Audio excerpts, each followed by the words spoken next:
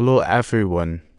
Today we're diving into a story about family, battles, and unexpected bonuses.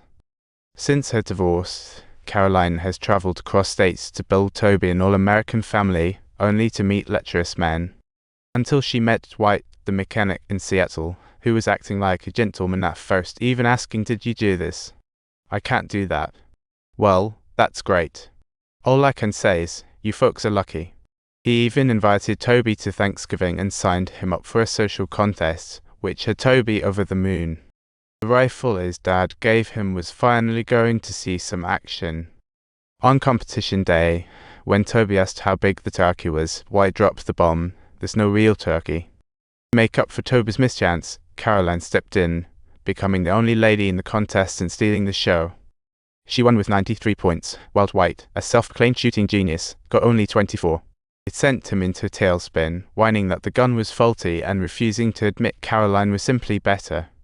Back home, Dwight's face wore a gloomy expression, and the whole family hardly dared to speak at the dinner table. Even before he got married to Caroline, Dwight had always been pretending to be kind.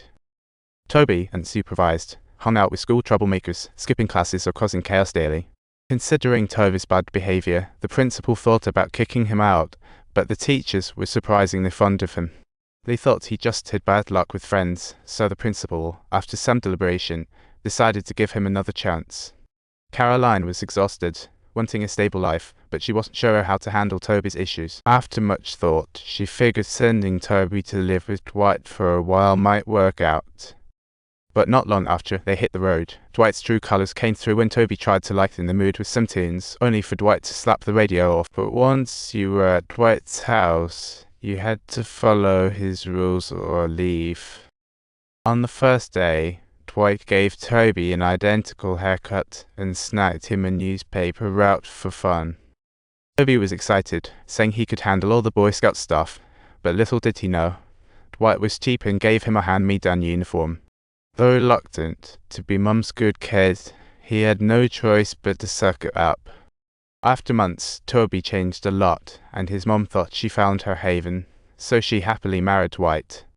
However, post-honeymoon blues hit hard, as she realized Dwight was all talk, no walk.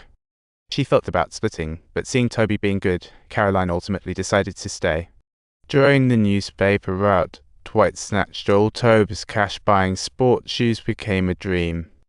Subtitles: he had hoped that his mother would speak up for him, but unexpectedly she sided with Dwight, stating that she didn't want to interfere in this matter. "I wish I could be anywhere else. Come get me. I have nowhere else to go. Do you get that? I can't run anymore. This kind of situation isn't what I do. Stop making me feel so awesome.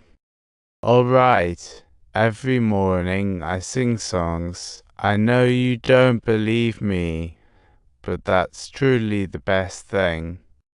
Toby still couldn't figure out why Mom wouldn't help him. Gradually, he got swept back into the bad crowd, spotting a boy walking over whose actions were quite effeminate, and they nicknamed him Girly Boy. Friends egged Toby on to call him Old Hen, and the second he did, Arthur's face went pale.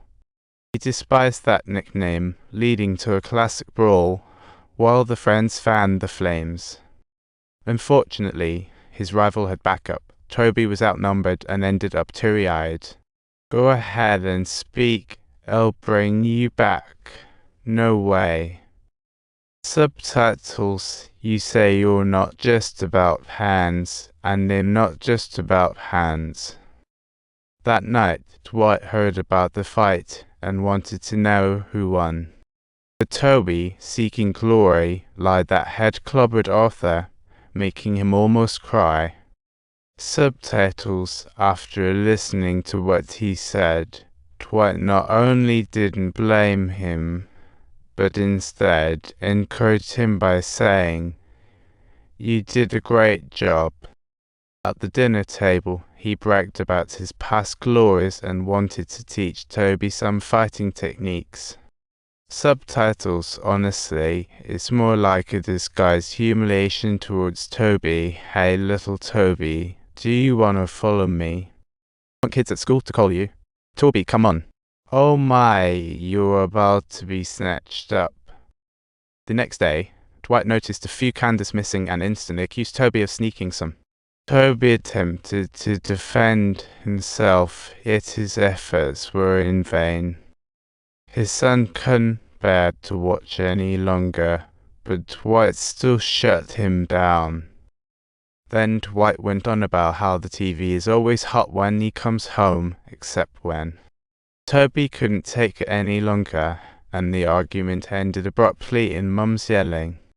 That day, after finishing his Boy Scout activity, Toby was heading home when a little dog suddenly ran over Arthur's pet. Thanks to this little pup, they had their first pleasant interaction.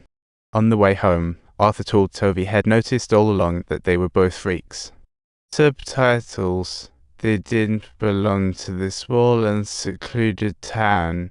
They had a strong desire to explore places that were even farther away. After that particular night, they became true friends. The next day after school, Toby came home to find a new dog that was Dwight's doing. But Toby wanted a shepherd, not whatever this was. Then he went back to his room only to find his favorite rifle was missing.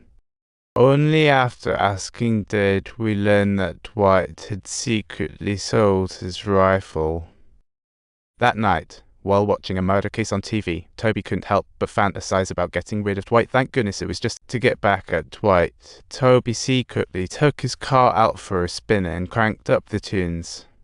This time, he cranked the music up to max volume, driving excitedly, his mood spiking to 80.